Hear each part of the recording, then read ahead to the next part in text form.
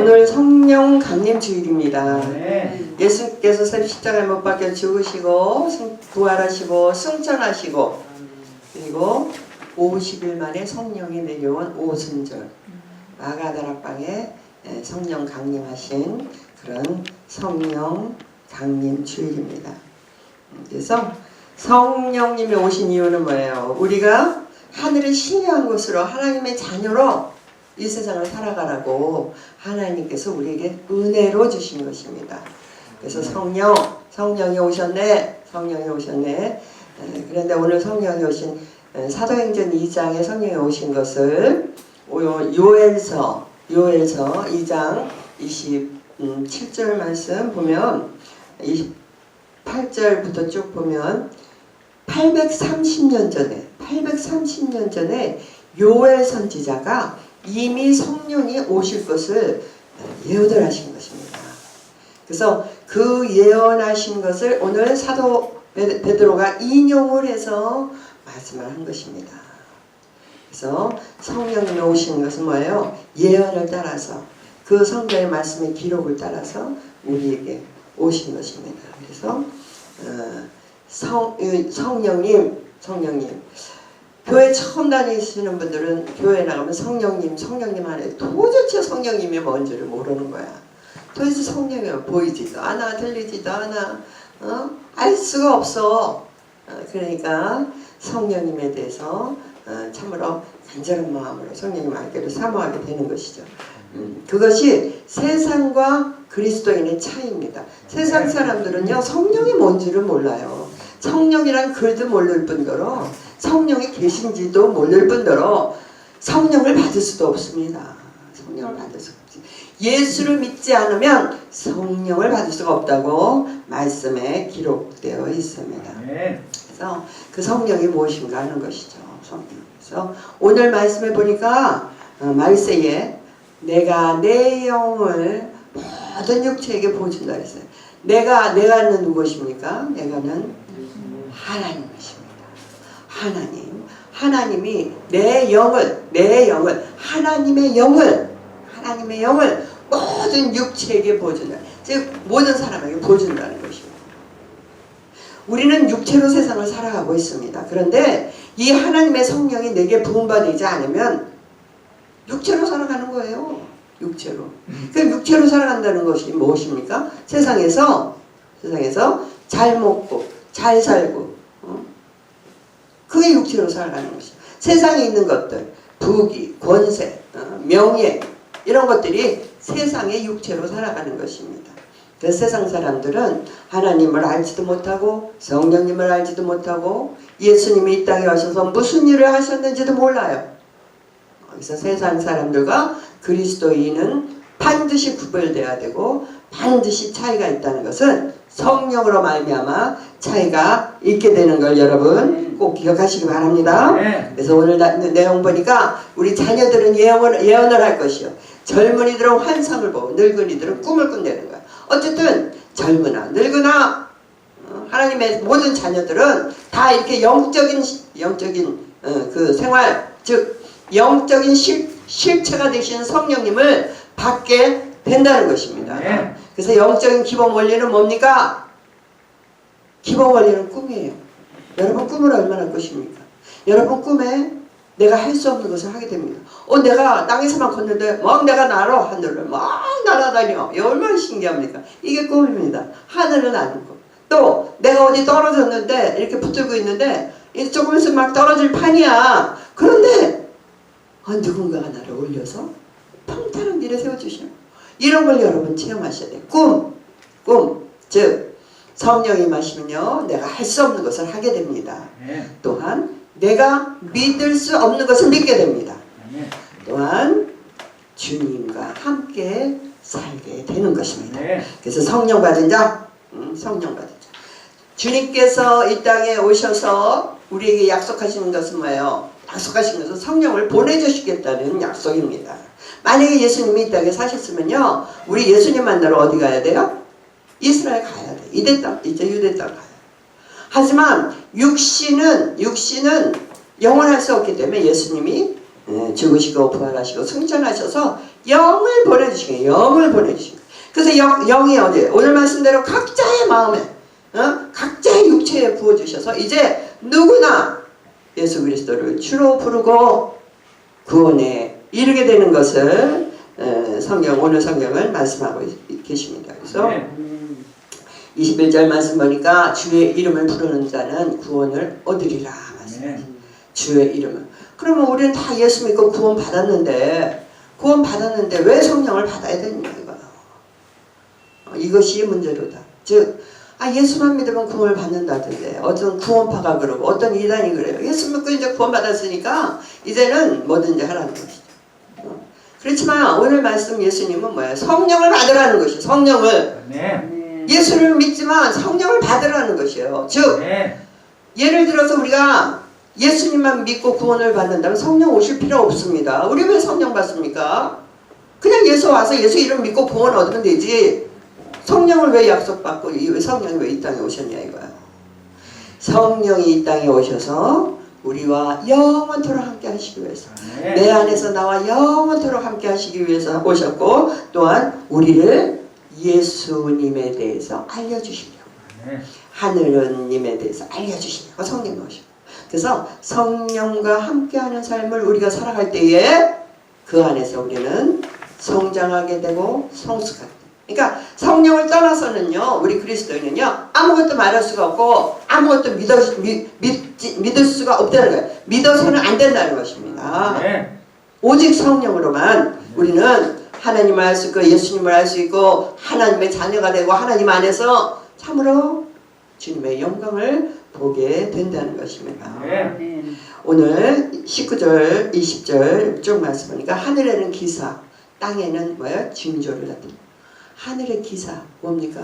해가 어두워진대요. 어두워져.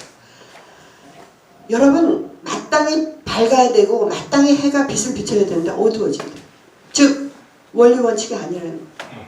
그런 어떤 이치에 맞지 않는 일이 일어난다는 것이 이 마지막 때 이 말 쓰지 말아요. 즉 우리의 상식을 어긋납니다. 우리가 생각할 때 도저히 이해할 수가 없는 일이 일어나는 거예요. 또 땅에는 달이 변화에 뭐가 되나요? 피가 핏빛이라는 명랑한 달빛 그 환한 달빛이 붉어진다는 거예요. 붉어진다. 색이 바뀐다는 거예요. 여러분 세상 살면서 우리가 지금 이 약한 시대에 얼마나 그런 일들을 봅니까? 봄인데 우박이 떨어져가지고 막 차가고 막 눈이 옵니다. 여러분 봄에 눈 오는 거 여러분 봤습니까? 또 해일 바다가 넘쳐가지고 어떻게 해요? 많은 사람이 죽어가요. 이 땅의 기사예요. 지금요 지진으로 죽어가는 속도가요 어마어마하게 많았어요. 이런 징조 이런 기사를 보고 하나님의 영광에 이르기 전에 두려운 것이 임한다 그러면 우리는 어떻게 두려움 하나님을 참으로 구원을 받기 위해서 하나님을 바라보고 구원에 이르도록 우리는 애써야 된다는 것입니다. 지금 이 시대 코로나19 여러분 상상치도 못한 코로나19를 우리가 맞이하고 있습니다. 근데 아직도 회개치 않아요. 아직도 하나님을 몰라요. 아직도 하나님의 이름을 부르지 않아요. 부르지 않으면 그는 구원을 못 얻는다는 것이에요. 우리가 어떠한 형편, 어떠한 처지, 어떠한 상황, 어떠한 아무리 위기와 어려움이 있더라도 주의 이름을 부르면 구원을 얻게 되는 것입니다. 그럼 주님을 알아야 버리죠. 주님을 알아요. 그래서 우리는 늘 말씀 가운데 기도 가운데 있어야만 주님의 이름을 부르고 늘 환경 가운데서 어려움 가운데서 구원을 얻게 되는 것을 믿으시기 바랍니다. 그래서 오늘 말씀은요 구원에 대한 말씀이에요. 구원에 대한 모든 육체에게 모든 사람에게 하나님께서는요 모든 그것을 이미 주셨다는 거예요. 성령이 이미 오셨어요. 마가다락방에서 120문도가 간절히 기도할 때 성령이 이미 오셨어요. 그 성령이 지금요 막 이렇게 세상에 아시아로 유럽으로 이렇게 해서 한국까지 왔습니다. 200년 전에 복음이 들어왔어요. 복음을 알지 못하는 우리는 무속신앙에 막 이렇게 빠져있던 우리는 어떻게 했습니까? 그 복음이 들어왔을 때 많은 선지자들을 죽였어요. 몰랐기 때문에 죽였어요. 하지만 어때요? 그럼에도 불구하고 200년이 지난 지금은요 온 천재 십자가 없는 것이 없고요. 모든 예수 믿는 사람은 예수로 말미암아 생명을 얻고 살아가게 되는 것입니다. 이것이 성령님의 역사라는 것이에요. 성령님의 역사. 각 사람 마음에 오셔서 믿음 주시고 믿게 하시고 예수님을 알게 하시고 천국 백성 되게 하시고 이제 그 믿음으로 이 악한 시대를 살아가게 하는 것이 성령님의 역사라는 것입니다. 그래서 마지막 때에 고통하는 때가 이르리니 말씀합니다. 마지막 때 여러분 성령 받지 않으면 이 마지막 때 고통당하는 때 여러분 살기 너무 힘듭니다. 세상에 눌려 있습니다. 모든 문제에 얽혀 있습니다. 사람과의 관계 해결 안 됩니다. 성령 받지 못하면 사람과의 관계 억눌려 있습니다. 마음과 마음이 통하지 않습니다. 전달도 안 됩니다. 오직 성령으로만 해결됩니다. 모든 환경과 모든 물질 문제, 여러분 모든 가난과 저주와 질병과 어디서 옵니까? 환경에서 환경의 궁핍에서 그 가난의 저주에서 여러분 물질 문제를 해결할 수 있는 것도 여러분 하나님께서 허락하시고 천사들이 도와야 이루어지는 것이에요. 그것이 우리가 믿는 하나님 아버지요 그리스도의 역사요 또 성령님이 지금 우리와 함께 하셔서 주님의 일을 이루어 나가신다는 것입니다. 그래서 성령님께서는 하나님의 자녀를 돌보십니다. 이끄십니다. 인도하십니다. 요한복음 16장 14절 보혜사 성령님이 오시면 쭉 기록되어 있습니다. 여러분이 그것을 성경을 보시고 그것을 다시 한번 깨닫는 그런 시간이 되길 바랍니다. 요한복음 16장 요한복음 14장 26절 말씀 요한복음 16장 26절 말씀 보혜사 성령에 대해서 잘 기록되어 있습니다. 그러니까 여러분 보혜사 성령이 무엇인가를 여러분 잘 보시기 바랍니다. 그래서 성령 받자는 거예요. 성령 받자. 예수 이름을 믿고 구원만 얻고 난 구원 받아서 그냥 왔다 갔다 교회에서 종교생활하고 종교활동하고 올 때는 찬송 부르고 기도하는데 나가면 이제 내가 원하는 대로 다 해. 내 욕구대로 내가 필요를 느끼는 대로 해. 그게 아니라 구원받고는 반드시 성령이 임해야만 영적인 실체, 영적인 그 원리에 따라서 우리는 하나님을 알아갈 수가 있다는 것을 오늘 말씀하고 계시는 것입니다. 그러니까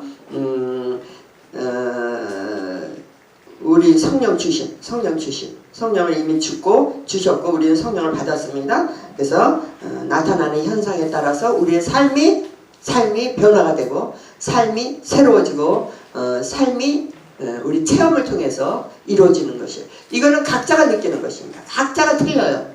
성령을 만나고 이후의 삶은 각자가 틀리는 것입니다. 각자가 똑같지가 않아요. 그래서 그가 하시는 일, 성령이 하시는 일, 즉 내 안에서 하시는 그의 역사하심, 즉 예수님께서 우리에게 말씀하신 내 영광을 나타내리라 그랬어요. 성령님이 내 안에 오시면 우리 예수님의 영광을 나타내는 것입니다. 성령님이 내 안에 오셔서 내 영광을 나타내는 것이 아닙니다.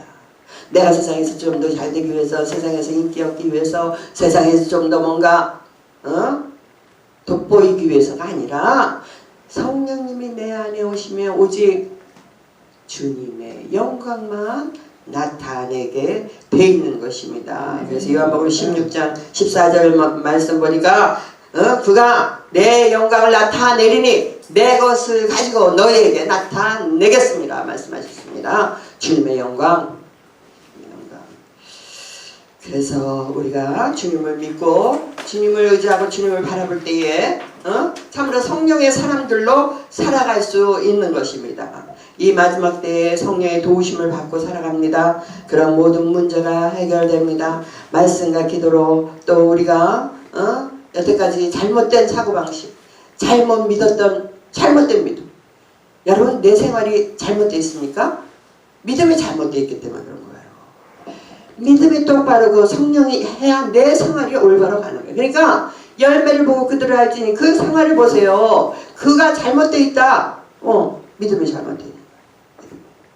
즉 성령님 우리에게 오셔서 우리와 함께 하시고 영원토록 하시고 우리를 가르치시고 보호하시고 인도하시고 성령님의 역사하심, 예수님이 육체로 할 수 없는 그것을 성령님이 오셔서 다 하시는 것입니다. 내가 떠나는 것이 너에게 유익이라. 주님께서 우리에게 실상을 말씀하셔요. 내가 떠나야 성령이 오신다. 그러니까 내가 떠나는 것이 너에게 유익하다. 이렇게 말씀하시는 것입니다. 그래서 그 성령을 받은 우리, 그래서 성령의 사람들은 어떻게 합니까? 늘 감사하고 살아가는 것입니다. 있어도 감사, 없어도 감사, 힘들어도 감사, 늘 감사할 수 있는 사람이 바로 성령의 사람들입니다. 성령의 사람. 그래서 생명 주심에 감사, 성령님 늘 나와 임재로 동행하심을 감사, 이런 감사가 넘치는, 감사하고 감사하니까 또 감사가 생겨요. 내가 감사하면요 하나님께서 더 감사 더 많게 합니다. 근데 어때요? 내가 불평하고 내가 힘들면은요 풀릴 것도 안 풀려요. 얽힌 문제가 풀어지지 않아요. 문제 해결되지 않는다.